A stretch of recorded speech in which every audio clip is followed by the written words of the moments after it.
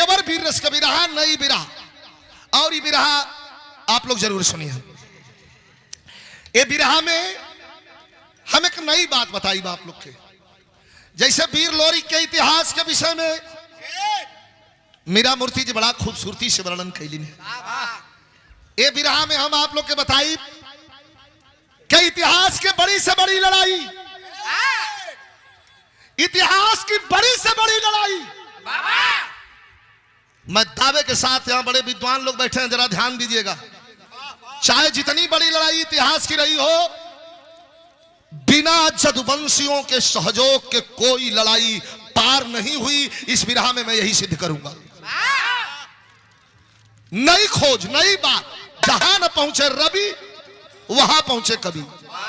बड़ा औजार पथारे में ना हो, सीधा साधा हो, बस 15-20 मिनट में एकदम साफ साफ जैसे शीशा में तीन कहानी चमक जाई। एगो पुरानी गीत लोग लिखले रहलन कि दुनिया चली गई, दुनिया से हम भी जाने वाले हैं। राम श्याम बुद्ध कोई नहीं रहा, लेकिन इतिहास की इतनी भयंकर लड़ाई, एक बार आप आश्चर्यचकित हो जाएंगे। विद्वान और मास्टर साहब भी बैठे हैं। पिंटू भैया जरूर इस गीत को 15 मिनट सुनिएगा। यह गीत अपने आप में बॉम्बे में मैं गा रहा था, लोगों ने कहा कि भाई कवियों का कमाल है। हम का कवियों का कमाल है, कवियों की कलम ने जवानों को लड़ने के लिए उकसाया था।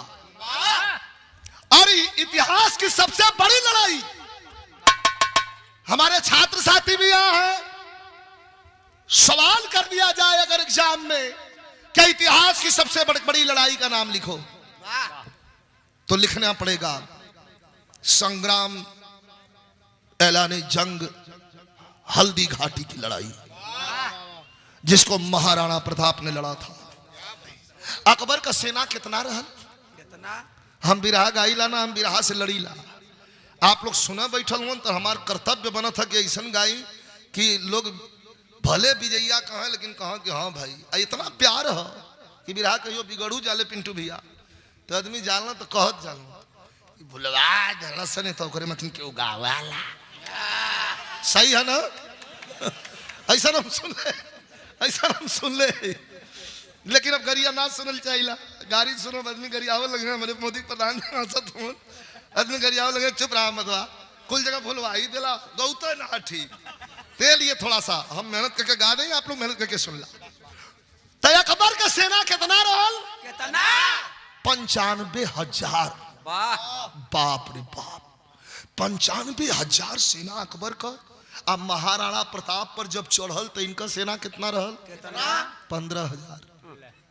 इतना भैया बैठल हुआ, कहां 95,000 कहां 15,000, लेकिन 12-15,000 मेवाड़ी सपूत लड़के मरलन की सरऊ लोग का दांत खट्टा कर दिल, शहीद होते गए, लड़ते गए, लाश पर लाश गिरती गई। लेकिन झाला सिंह तलवार हाथ में लेकर के महाराणा प्रताप का मंत्री आखिरी वक्त में पीछे से आकर के शमशेर जब गर्दन काट लिया झाला सिंह का, आए है मूड़ी कट के फेंकाई गई हो भैया। ये वीरता दिखा सीने में और तलवार लेकर के चलाता रहा उसी तरह बिना मूड़ी का। थोड़ी देर के बाद गिरना, क्या बात। ये तो हम ही देखले, एक बार मोटरसाइकिल से जात रही हंसराजपुर गाजीपुर के यहाँ कियरिया गाँव है, और एक ठोरा बिना हुडवा उठौले उतर ढलवा लटका के पतरा रख लगले रहा भाई टीन वाला हो। ऐसे एक जने मोटरसाइकिल ले जाता हूँ, यही पलगल मुड़िया काट ला, मोटरसाइकिल ले 1 किलोमीटर चल गई। हमारे बगल से मोटरसाइकिल निकलल, हम देखली बिना मूड़ी कब गिर गई हम खुद कि नया आदमी कैसे भगवान कर दे। तो तलवार इसलिए टलवा कम्बे न करे, चापले रहल गयल, अब प्राण निकल गल, तब डिसबैलेंस भइल तो गाड़ी निकलल गिरल। कवि जी लिखत हवन थोड़ा सा वीरता का परिचय।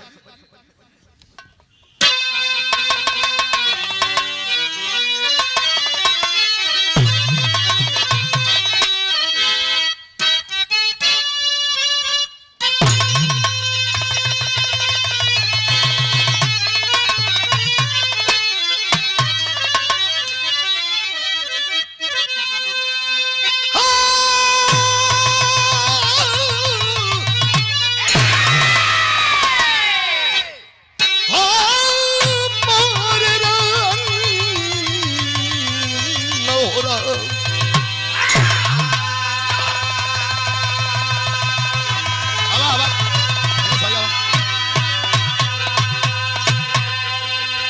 हमारे बीच में शानदार शानदार व्यक्तित्व। हम बुलाइला हम स्वागत बदे तनी सा आनंद ले हल जाई 15-20 मिनट जदुवंशी खून। और जब भैया जब जदुवंशी खून खौलल है परारू भैया जैसे तोहार खौल गल एक दिन जब जदुवन देखा हंसुआ जब घींची अपन ही और घींची केतनो भोथराल लई वो ठीक है बेटो ठुखर जाऊ बात अलग है लेकिन घींची अपन ही को कवि जी का भाव हो कैसे वीर रस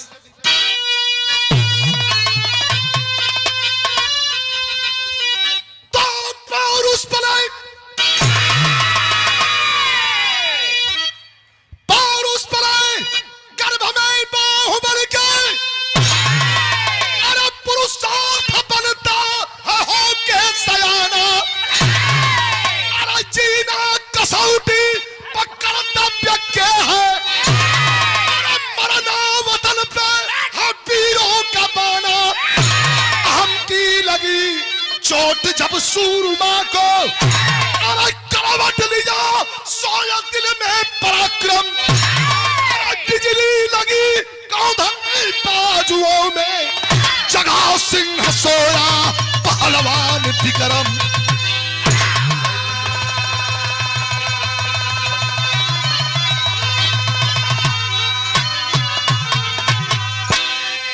बिजली लगी कौंधने बाजुओं में जगा सिंह सोया पहलवान विक्रम।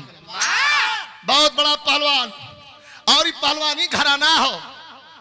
हमारे पनारू भैया भी बैठल हो अपने जमाने में 1 नंबर का जोड़ी फेरे वाला लेकिन देखा जवानी कहीं लगावे तो जगह से लगावे बेजगह कुकुर बिलार सियार लगा के का जगह से लगावे कव्वाली के तर्ज लगल कैसे वो दिन का सुन ले बड़ा खुश भैली है कि अकेला सरदार समझ ले रहा आगे काली भैया बतौलन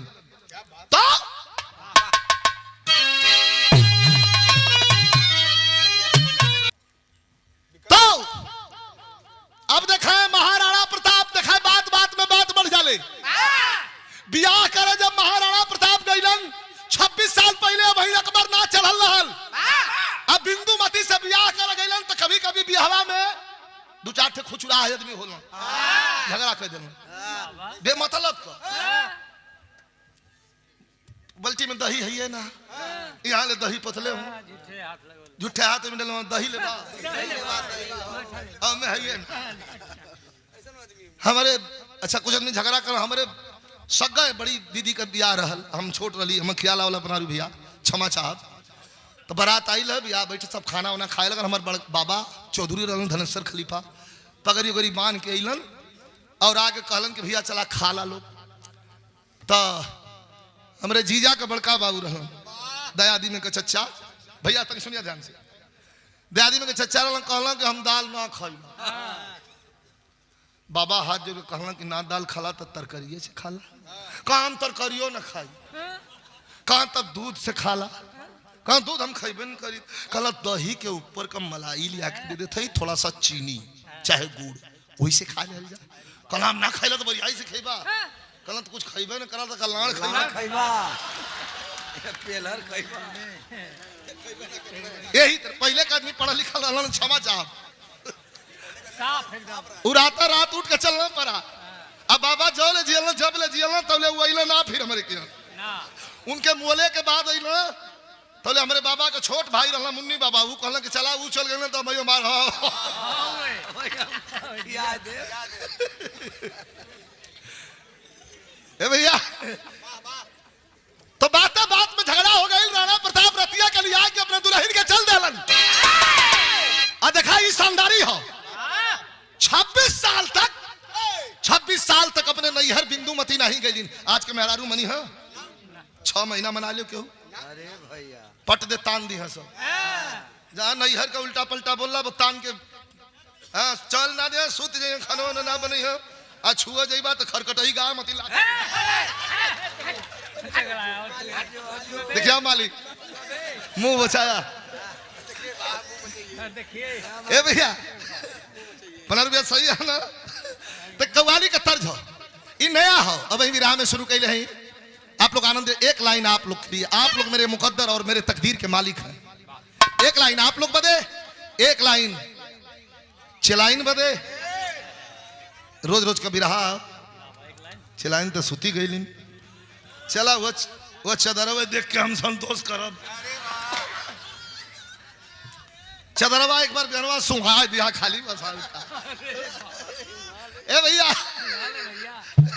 कहा सरदार, एक लाइन आप लोग बदे, एक लाइन चिलाइन बदे और एक लाइन परम पिता परमेश्वर बदे। कैसे? एक लाइन है एक लाइन स्वामी जी अलगानंद महाराज बदे, तीसर की लाइन स्वामी जी बदे हो, एक लाइन पहले आप लोग बदे हो हमारे तरफ से।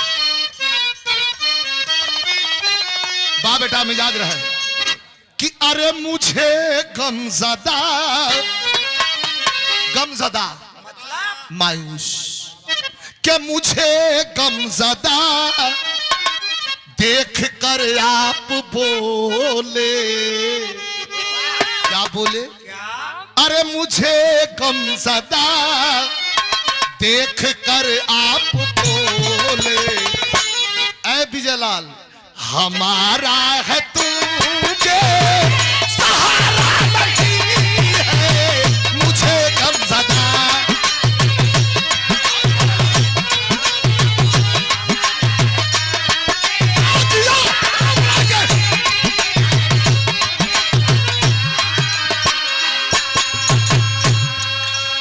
अरे मुझे गमज़दा देख कर आप बोले, हमारा है तू बेसहारा नहीं है। लेकिन हो रुसवाई मेरी, अरे मेरी आंखें नम हो। अरे हो रुसवाई मेरी, अरे मेरी आंखें नम हो। मेरे यार को ये अरे गवारा नहीं।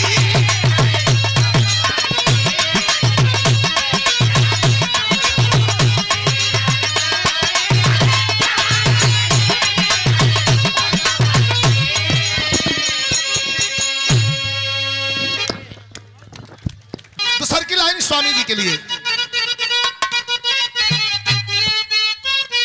स्वामी जी के लिए दूसरी लाइन क्या?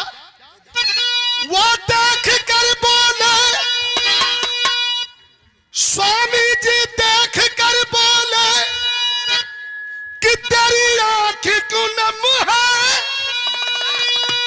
मैं हूं जो तेरे पास, तो किस बात का गम है। तो हम कहें कि तुम्हारे अलावा, आपके अलावा, अरे किसी दर पे मैंने, आपके अलावा, अरे किसी दर पे मैं, अरे कभी अपना दामन अरे पसारा नहीं है।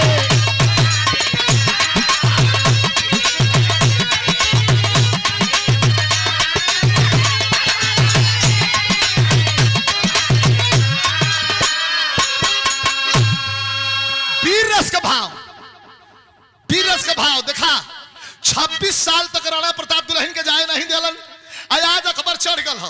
तो कभी लिखत हमन का कि जो इतिहास के सर समय की कलम से, अरे जो इतिहास के सर समय की कलम से, लहू से लिखी जो कहानी वही है।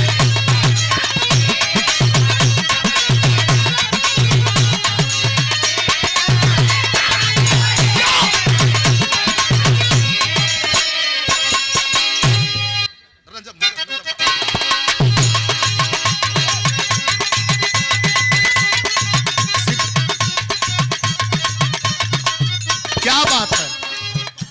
धीरज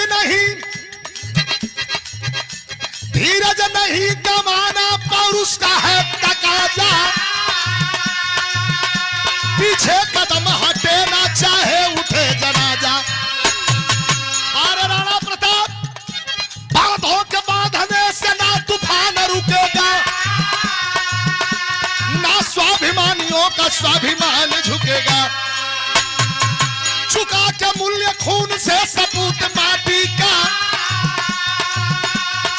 छिपाया रावली ने शेर हल्दी घाटी का। जंग में ना दाल गली, हुआ अकबर अधीर जंग में ना दाल गली, चतुर प्रताप को झुकाने है तू चाल चली। एकदम एको पद बाकी ना, 95,000 सेना लेके एकदम लाख पात हो गई ना। लेकिन राणा प्रताप हाथ में 15,000 सैनिक मार दिया गया मेवाड़ के। ऐ बिरहा सुनने वाले साथियों, बिरहा तो आप लोगों ने बहुत सुना होगा, थोड़ा सा 10 मिनट भाव पर गौर करिएगा। आज लड़ाई का आखिरी दिन है, सारे लोग मार दिए गए हैं। मास्टर साहब, राणा प्रताप चेतक पर बैठे हुए हैं, 10,000 मुगल सैनिक घेर ले हुए, सामने हाथी पर बैठा हुआ है अकबर बादशाह। आवाज दिया, खबरदार मारना मत। जोर से चिल्ला करके अकबर कहा कि मारना मत, इसको जिंदा पकड़ो। कहा क्यों? फाड़ के इसका कलेजा वजन करूंगा। यह राजा काली भैया, वजन करूंगा इसका कलेजा कितना है। ये साला नाको चना चबवा दिया। 10,000 मुगल सैनिक घेर ले हुए भैया, तनी बड़ी बारीक बात हो। यहाँ खंजर लगल, यहाँ खंजर लगल, यहाँ खंजर लगल, ई लगल, ई लगल, इतना इतना खखरी खखरी मतीन फाटल हो, खून चलत हो। राणा प्रताप चेतक पर बैठल हुए, सामने मौत। इतना भैया बैठल हुआ, जब सामने मौत लौके ले तो समय हाथ गोड़ सूझ जाला। महाराणा प्रताप नीचे झुक के और चेतक के काने में धीरे से कहलन, ई दूठे जानवर बड़ा समझदार होलन, घोड़ा और कुत्ता। खाली आपको वो बोल ना पावलन, नहीं तो सब कुछ समझलन, आपकी बोली भी समझते हैं। तो झुक के घोड़वा के कनवा में कहलन कि चेतक, आज महाराज आप कहा। अरे बाप रे बाप, अपने कौशल और वीरता का परिचय देते हुए चेतक वहीं से फाड़ते हुए 10,000 सैनिक के सनसनाए के निकल अरावली के पहाड़ी की तरफ। पीछे पीछे मुगल सैनिक, आगे 26 फीट का नाला ललकार के राणा प्रताप ढका दहलन और डाक के लेकर अरावली के मैदान से भागल पहाड़ी की तरफ। आई हर मुगल सैनिक आए कि वही 26 फीट के नाला में धड़ा धड़ा गिरे लगल। अकबर एकदम बिन बिना गल कि साले किसी तरफ पकड़ो। तो लेक जने आल कतो काहे घबरा हुआ। परसों पछैया चैलेंज कदा कोनो बड़ियार पहलवान बुला के कहे कि हिंदुस्तान वाले नाग पंचमी के दिन कुश्ती लड़लन, अगर कुश्ती ना लड़ी हम तो मटिया खान के धूरा माटी पोत के उड़ा उड़ी कूद लेलन। बुला करो पहलवान पर दे, राणा प्रताप किस स्पीड में होगा निकल जाएगा। तो का कैला सट्टे बिरहा में तर्ज बड़ी बेजोड़ लगल।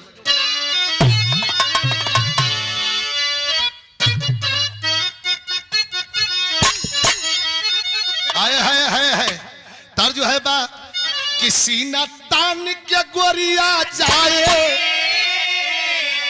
अचुनरी भुइया दे लहराए। अरे हमका डरबर, अरे डरबर सजनिया उड़ न जाए तोरी रेशमी ओढ़निया गोरिया।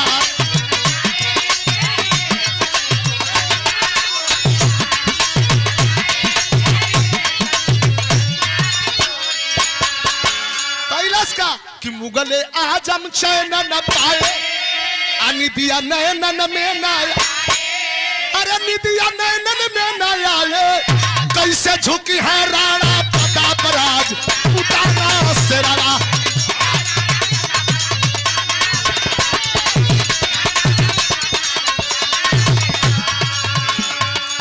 तोड़ी देवे शान सो भी मान के तू बनावा।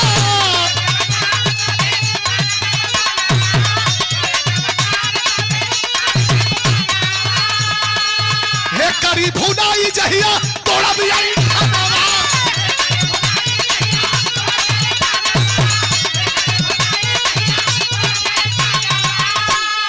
राणा प्रताप के निकाले बदे अकबर के बोलौलस। साला शमसुल को बुलवाया, साला शमसुल को बुलवाया, अपने दिल की बात बताया, अपने दिल की बात बताया। कैसे झुकी है राणा प्रताप राजपूताना सिर। बिरहा में तर्ज बड़ी बेजोड़ लगल। राणा प्रताप सुनलन कि कोई पहलवान बनौले हो पसैया के दिन कुश्ती हो, चैलेंज करवा दिया, मुरादी पिटवा दिया, मेवाड़ में कोई माई का लाल है तो हमारे पहलवान को पटक दे, हमारे पहलवान को पटक दे, मेवाड़ उपहार देके चला जाऊंगा, फिर मेवाड़ पर लड़ाई ना हो। बहुत बड़ी बात है। लेकिन राणा प्रताप जब सुनला कि लड़े बदे कोई पहलवान बोलूले तो सब तो मरी गल हो। ये देखा मर्द का तस्वीर, उठ के वही पहाड़ी पर हाथ रख के लगल प्रियाज ठोक, जितनी कुल छोपल रहल खरबिरैया दवाई कुल घाव खुल गई, हर हर हर हर खून बह लगा। दौड़लिन बिंदु मती स्वामी, स्वामी का करत हुआ, ये का करत हुआ? बोलन नहीं, लाल लाल आंख, लेकिन बिरहा में तर्ज लग गई हमरे उस्ताद का। कैसे गावे के सब दौलस, लेकिन कुछ कुछ तर्ज कुछ कुछ लोगन का पर्सनल होले। हमारे उस्ताद जवन तर्ज गा दे उनकर हो जाए, वो अपने रंग मौके रंग ले, चाहे वो फिल्मी तर्ज हो चाहे भोजपुरी कमन तर्ज रहल। हालांकि एकर मतलब हम ना समझ पौली, एकर मतलब हम नहीं समझ पौली। आप लोगन के समझ में आई? पनारू भैया तनी बतिया कर मतलब का है।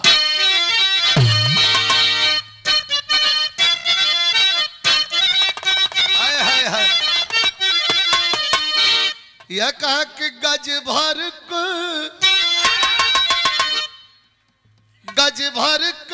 गुजोरियो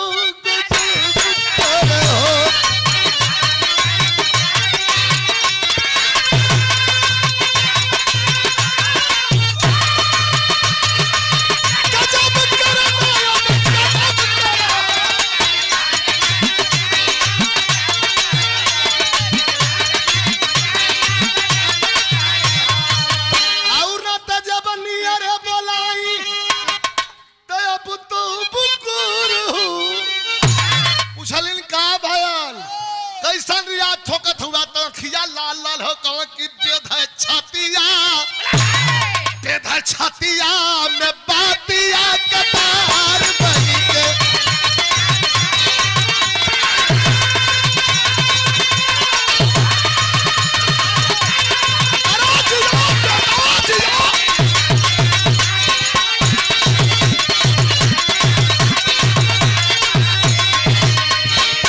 अरे झंखा से रवा समय पर लाचार बन के रे, अरे झंखा से रवा समय पर लाचार बन के रे,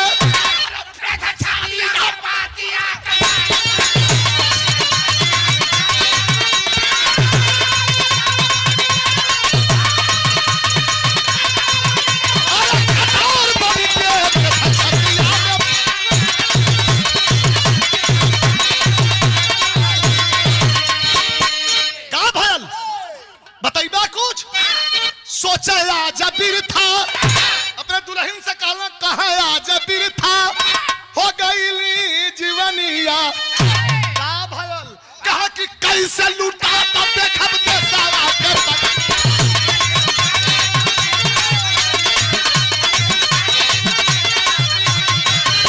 अरे का भयल, कहा कि पानी लूटा आयल, पपिया गद्दार बन गिर बेद छतिया मैं पादिया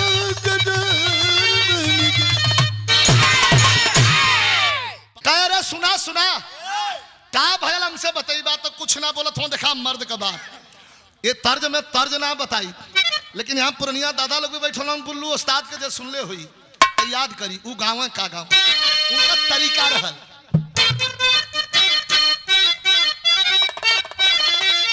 अपने दुल्हन से राणा प्रताप कहलन कि भले झुक जाई आसमानो, भले झुक जाई आसमानो, लेकिन स्वाभिमानी झुक जाई, लेकिन स्वाभिमान नहीं झुक।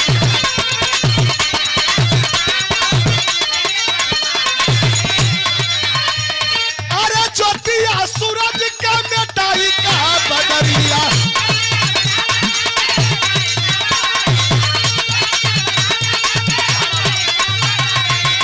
अरे ज्योतिया सूरज का मिटाई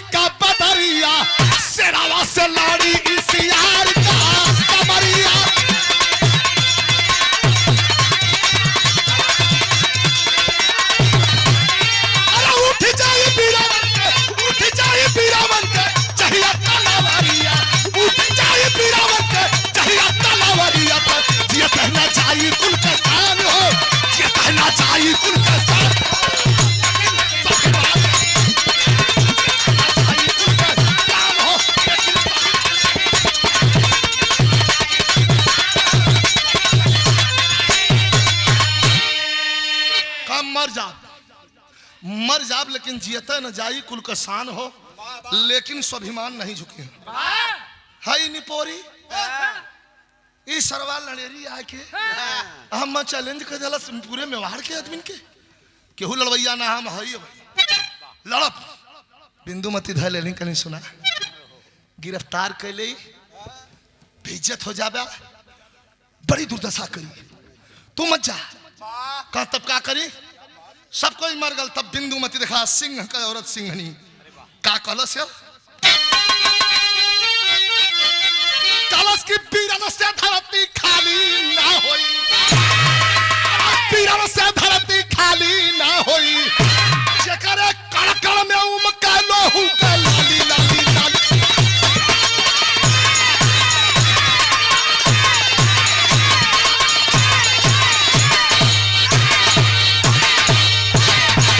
एकदम सही है बेटा, जेकरे कड़कड़ में उमका लोहू का लाली, बीरन से धरती खाली ना हुई।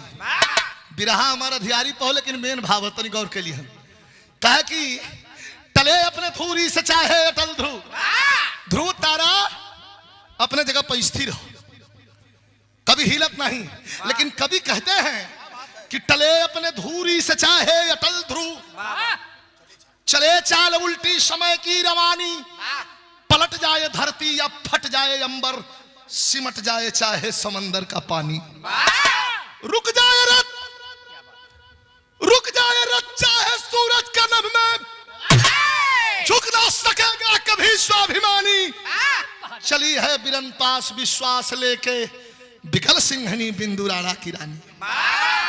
कहनी स्वामी आदेश देता तो अपने नैहर जाई, भैया भैया बैठ जा, आदेश देता तो नैहर जाई, कहा हाँ नैहर जाए कि हम कैसे तो कहीं 26 साल पहले ना जाए दिल्ली, का आदेश दा हित नाते और संगी आला समय पड़े पर परखल जाला, दिन खराब आदेश दा। हमारे भैया विक्रम सिंह बहुत बड़ा पहलवानों 100 पट्ठन के जोर करावलन, जायूं नहीं के लिया के आई कौन लड़वैया आया तो गलवा पटकवा देंगे के। राणा प्रताप कहना हरले कहना ठीक बा जात, बाकी मत कहा कि हम ही भेजली है जा।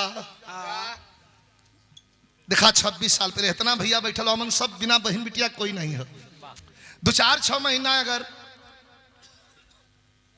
पंडित जी 2-4-6 महीना पनारू भी अगर बहन बेटिन का खबर आदमी न ले तो लगल नहीं सोरोवे कि जना था कि हमारे नैहर का लोग हमें भुला गए। आई 26 साल पति के आज्ञा का पालन करके गईबे न कैली, आयात आदेश लेते हैं कि समय बिगड़ गए जाए दा कल जा तब बाकी बताया मत कि हम भेजली। अबे गुण खुश गुस्सा होता ना बिरहा में तर्ज बड़ी बेजोड़ लगल, कोनो ननद अपने भौजाई के चिढ़ावत रहल, कैसे रिगावत रहल, कैसे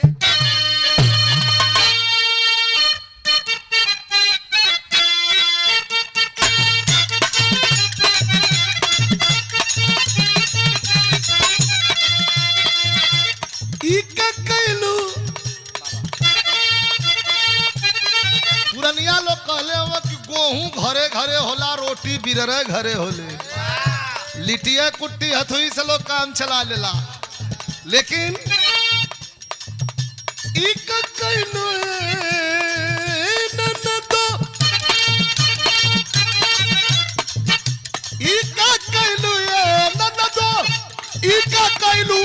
घर का इज्जत फीका कैलू हो ए ननद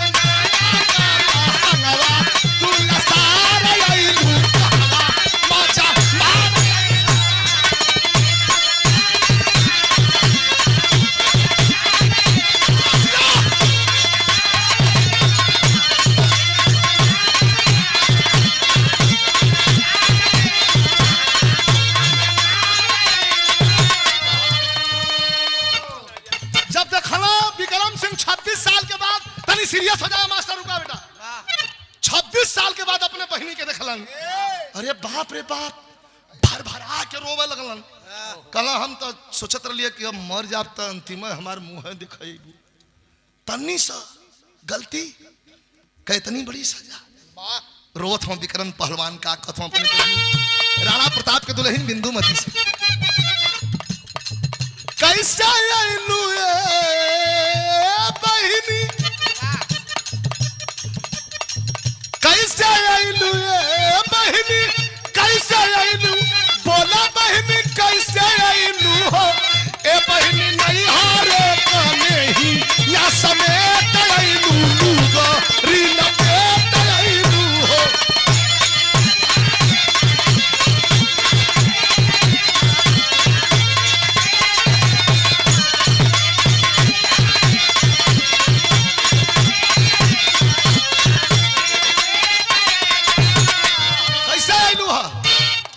बिंदुमती कहली भैया अकबर लाल कर ले बास्तामी के स्वाभिमान के चैलेंज कैले हो एक लड़वैया बनौले हो कहता के बनौले हो बहनी दिल्ली से बोला वाले पायक नामी पहलवान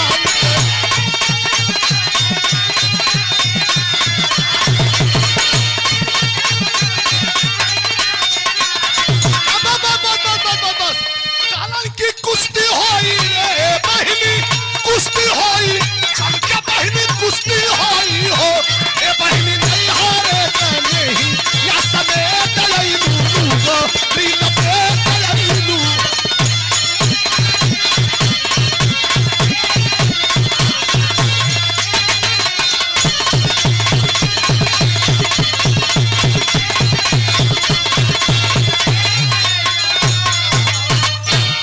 आवा चला पानी पिया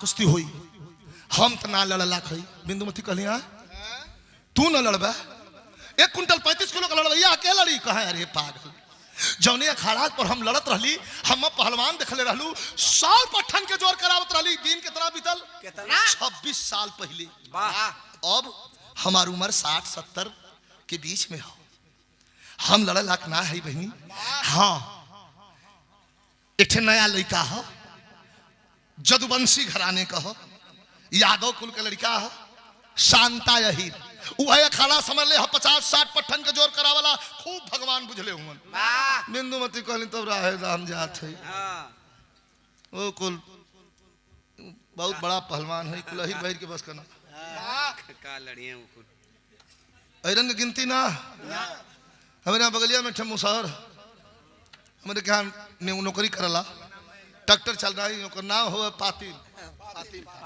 चला तो आयल दारू पी के पनारू भैया कलम मलिकार उनको बसाओ अलग है कोई मलिकार हम कहा हाँ बोलू कोई अरियो तो नहीं खजर दिल हम कहा कर रे को फिर बेटा भल हम मलिकार हम कठ भैला रे और 9 भैला मालिक हमका सार क्रिकेट का टीम तैयार करवा का थू का करी मलिकार गम छवा फेंक दे थाई तब वो हो जा हमका का खा ले का कुछ खाई ला लिट्टी कुट्टी खाई ला तो निछाओ ना यह मिल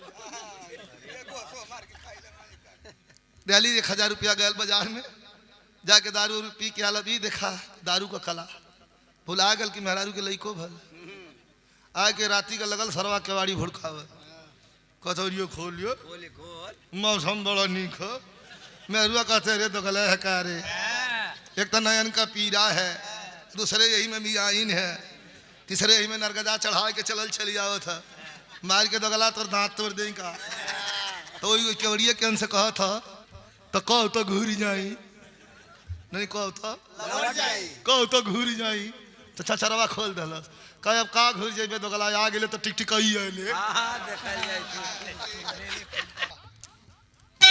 1 मिनट शांता जदुवंशी अखाड़ा पर लड़त रहल 40-50 पट्ठन के जोर करावला 10 लड़का बैठल रहलन खूब भगवान बुझले हुमन खूब शरीर में जान हो 26-27 साल का नया रंगरूट लड़का खबर आइल कि चला बोलौना है सरदार भागल गमछा पहिर के वही तरह उघारे निघारे आके खड़ा भल कैसे बोलूला मालिक कहा कि बेटा गुरुदक्षिणा मांगे बदे बोलूली बैठ गल बाहर शांता यही का तलवार उठावा मालिक एक एक बूंद खून तोहरा है काटला गर्दन हम तो गरीब रहली रोड पर घूमत रहली तो वहीं पहलवान बनौले हुआ शरीर का एक एक बूंद खून तोहारा मालिक लीला कहा नहीं रे पागल हम गुरु द्रोणाचार्य है तोर गर्दन अंगूठा काटब हाई हमार बहन इनके चिन्ह ले कह तू का चिन्ह तो 26-27 साल उम्र भइल, ये 26-27 साल पहले यहाँ से चल गई तंग का चिन्हबे। लेकिन आज इज्जत के बात है बेटा, एठे पहलवान ललकरले हो, लड़ाई के हो।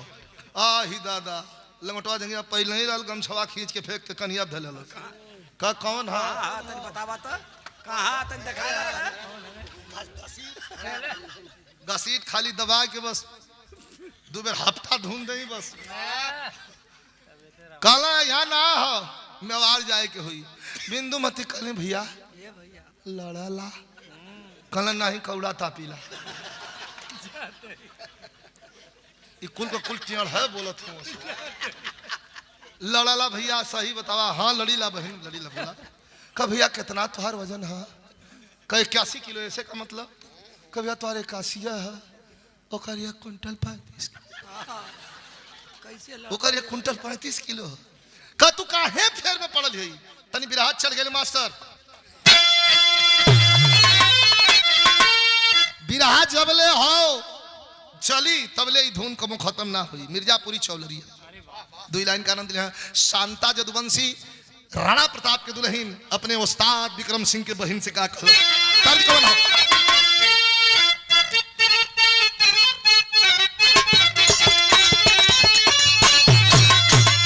एकदम चौलरिया का हाथ बजाए बेटा। अरे बारी उमर कमर नचपनिया, बारी उमर कमर नचपनिया, अरे गोरिया खींचे की हुरी ये पनिया, अरे गोरी का झूला झूलनिया ना।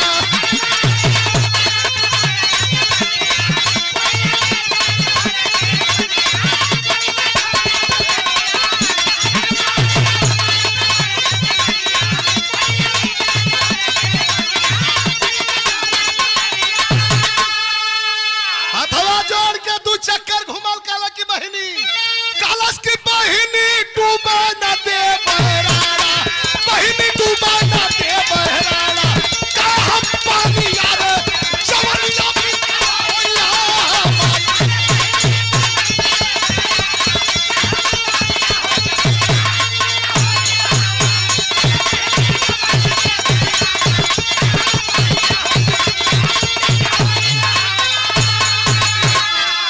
अरे तो तोहरा तोहरा राखे के कर्जा चुकाईबा,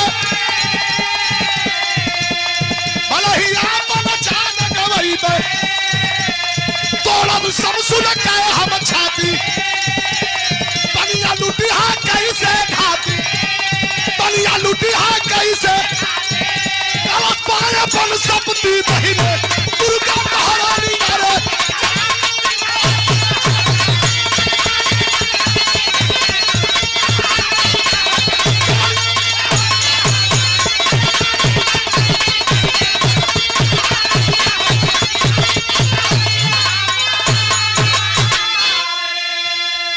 बिरहा का अंतिम हो 2-3 मिनट विशेष ध्यान दी है। लिया के बिंदुमती और शांता यही के लिया के चल देली। राणा प्रताप सुतल हुआ। अब एक घटना जो घट गई लेके अरावली के पहाड़ी में। बिरहा का मेन पॉइंट है असली मजा लेला। अरावली के पहाड़ी में पहुंचना, राणा प्रताप सुतल रहना, जगवली बिंदुमती हे उठा जगना तो पहले बड़का मुंह बा के जमुआई शांता चुपचाप खड़ा है 5 छू के। कहा तू के भैया ना बोलल, फिर जर गई। कहा तू के कलश आदमी का करे आल हुआ। कह बर्तन उतन जूठ दा धो दी। जितना हो कुल जरा ये बोलत हूँ गईले तो इसे बोलनी है पूछी ना पूछत हूँ गावा पानी नहीं पिया। कल लड़ाला का तू? कल नहीं लड़ित ना। कल तो तब यहाँ का इला है। कल आवा 2 पक्कड़ हो जा खुदा पता चल जाए। राणा प्रताप जान गए कि हो सरवा बहुत तिखर। का कल से तनी चढ़ जा मास्टर आउट।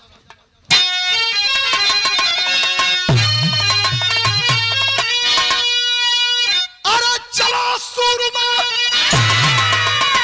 सूरमा एगो सुरमा आँखी में लगावल जाला। सुरमा का मतलब बहादुर। चलो सुरमा भुजा पर ताल काल के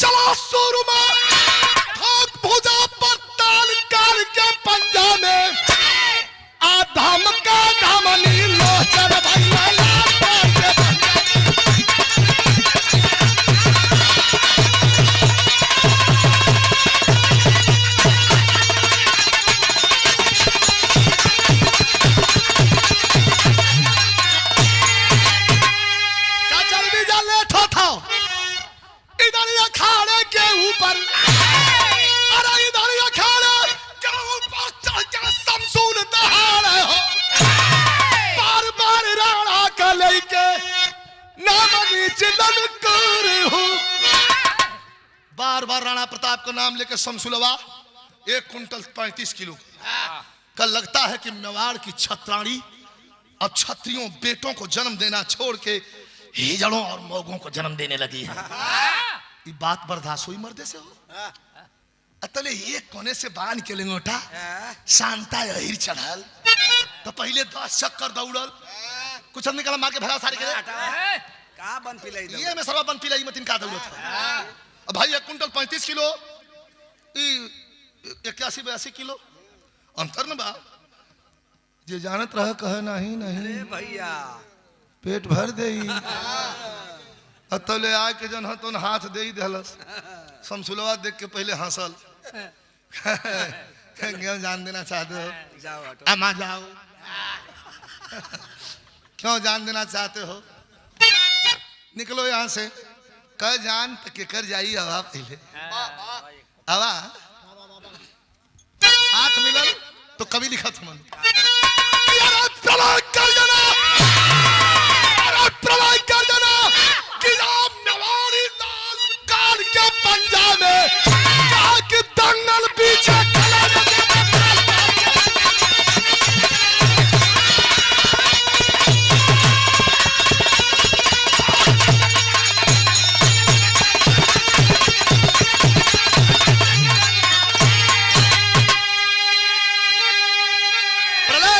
किया मेवाड़ी लाल काल के पंजा में बाबू अखाड़ा में चल जाओ। एक तरफ शमसूल पहलवान 1 कुंटल 35 किलो अकबर का सार और दूसरे तरफ यदुवंशियों की शान शांता पहलवान आके हाथ मिला लेलस और दोनों बहादुर लंगोटा कसलन तरी कुश्ती हो जाए।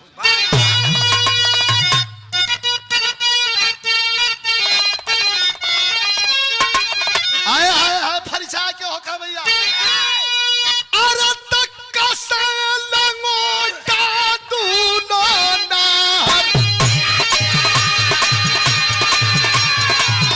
अरे चढ़ाया खाना पर गरमा अरे बचला नगाड़ा बजवैया नके अरे बिगुना मारू बचला जुझा होने लगी पातरे बाजी अरे खोजला बनतावा जुझा अरे घुसला निकास मुगलिया पट्टा दौला भरा टान उल्टी सरदार कहा पटक के चढ़ बैठल छाती पर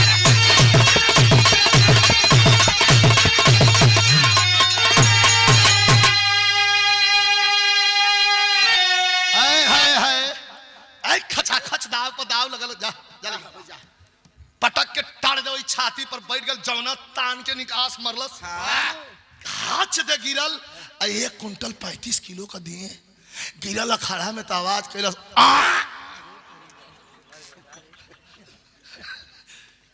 उठते नहीं बा आइयो छतिया पर बैठ गल देखा गलती तनी बिरादरी हमार खरकोचा होबो करे अब पटक भइला तो उठ के चुपचाप जा समनवा हाथी पर बैठल रहल अकबर ओकरे कोरी मुहम्मद दुबे चिढ़ा देलस अंडा मुर्गा ए यार देखा मान जा उतार ले पगड़िया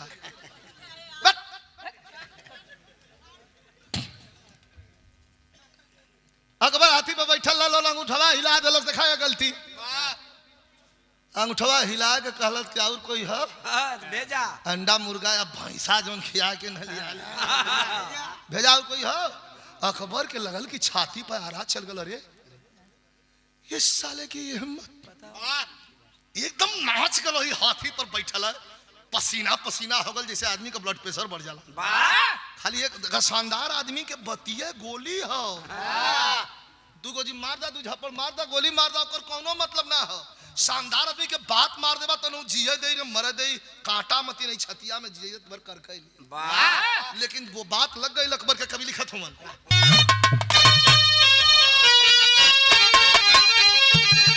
आए हाय हाय कभी लिखत हुमन चाहे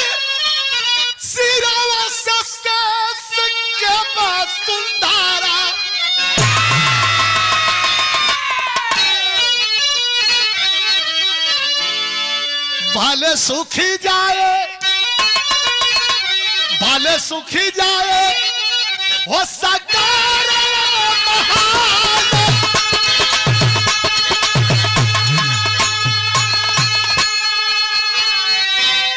कियारा रुक जाए काल का कराल गति भलाई, लेकिन ना झुकावले से झुकी सभी।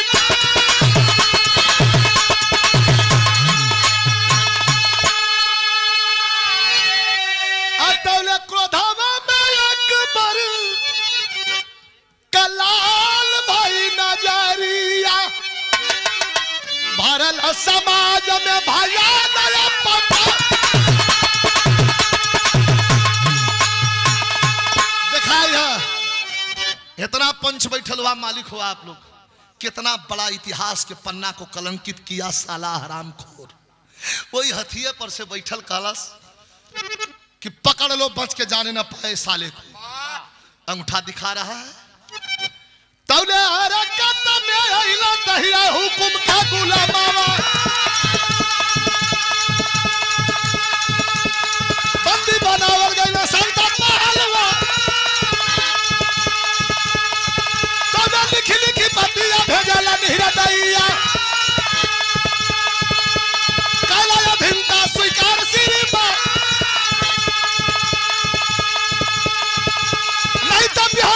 अरे नहीं तो बिहान सांता के दिहल जाई, ए भैया नहीं तो बिहान सांता के दिहल जाई। अरे सुन के बचलिया के पराला के परा।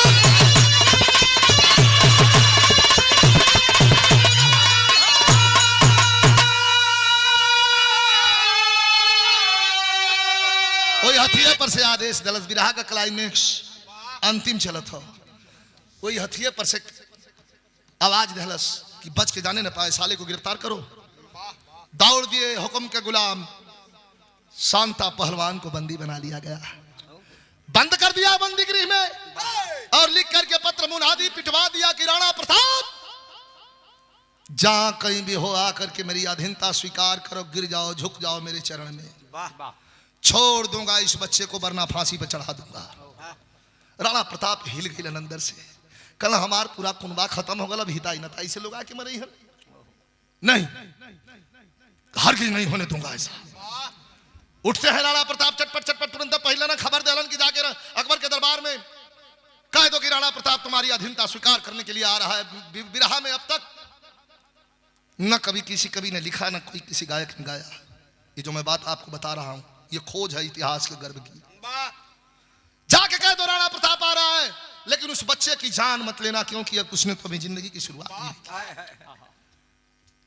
हल्दी घाटी का सपूत पहन करके और अपना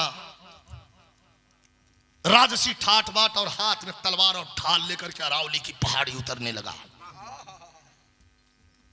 तब तक शांता जदुवंशी को पता लगा कि महाराज राणा प्रताप आ रहे हैं अकबर के शरण में। तुरंत एक पत्र लिख करके गुप्त पत्रवाहक से भिजवाता है, जल्दी दौड़ करके उनके आने से पहले यह पत्र उनके पास पहुंचा दो भैया, मेरी अंतिम इच्छा है। दौड़ करके पत्रवाहक पहुंचा, अरावली का मैदान उतरता रहा और 1 किलोमीटर आगे बढ़ होता तो मुगल सैनिक पकड़ लेते। तो ले जाकर के वहीं रोका, रुक जाइए महाराज, आगे मत बढ़िएगा। कहा क्यों? कहा कुछ संदेश है आपके लिए। क्या संदेश है? पत्र खोलन, पत्र जब पढ़ लगन तो पत्र में का लिखल हो, इतना पर बिरहा लिखल है खाली 4 लाइन पर। पत्र जब खोलन राणा प्रताप तो पत्र में क्या लिखल हो, सुना है हल्दी घाटी के वीर सपूत महाराणा प्रताप को शांता जदुवंशी का प्रणाम हो।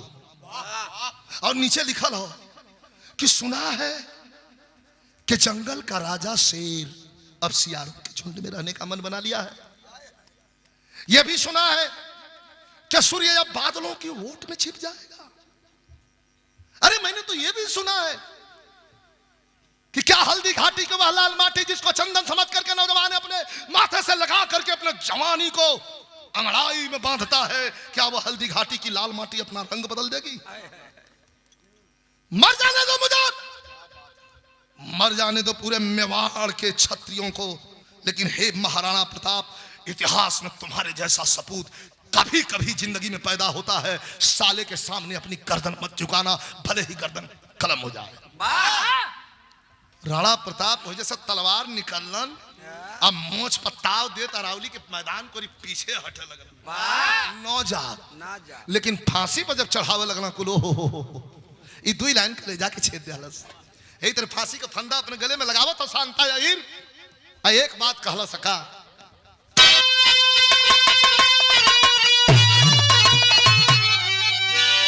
कालस के मातृभूमि देखा हर जगह भी रहा मैं करुण रस बीच में होला लेकिन यहाँ खड़ी में भी रस कभी दिल करुण रस दिले हूँ के मातृभूमि के अंतिम सलाम हमारी झुकाना पावन स्वाभिमानिया पीरन का पगारी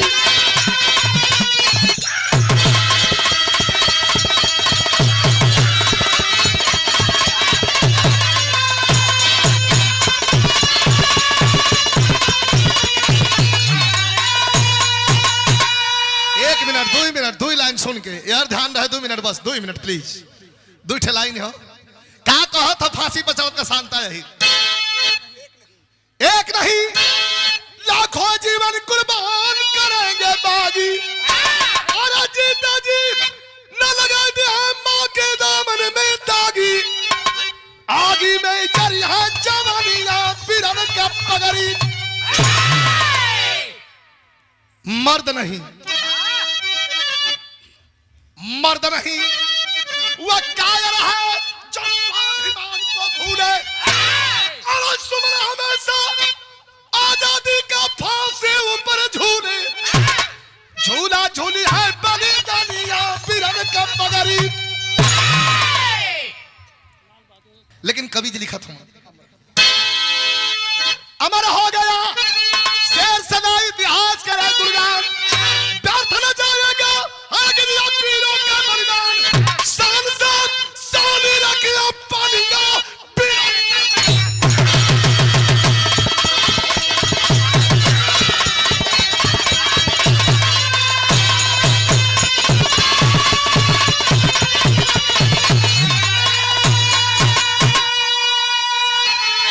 गुरु बिहारी गुरु लाल ललकारे पत्तल का था कभी चल दास सबका